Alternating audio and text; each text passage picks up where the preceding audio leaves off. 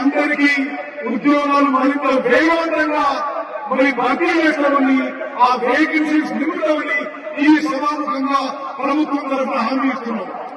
మిత్రులారా, అదేవిధంగా టీచర్ల విషయంలో టీచర్లు చాలా మంది ఓటర్లుగా ఉన్నారు. ఈ ఓటర్ లిస్టులో టీచర్ల విషయంలో 10 ఏళ్ల తర్వాత నేటి కాంగ్రెస్ ప్రభుత్వం, కాంగ్రెస్ పార్టీ అధికారం వచ్చిన తర్వాత మీ ప్రమోషన్లు, ట్రాన్స్ఫర్లు, మీ సర్వీస్ క్రిటికల్లో మీకు నేనే విషయం కూడా మీరెవరు మర్చిపోదని చెప్పాలని చేస్తున్నారు.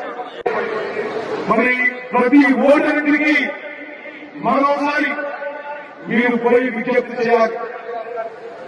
27వ తారీఖున ప్రతి ఓటర్ని పోలింగ్ బూత్ తీసుకురావాలి.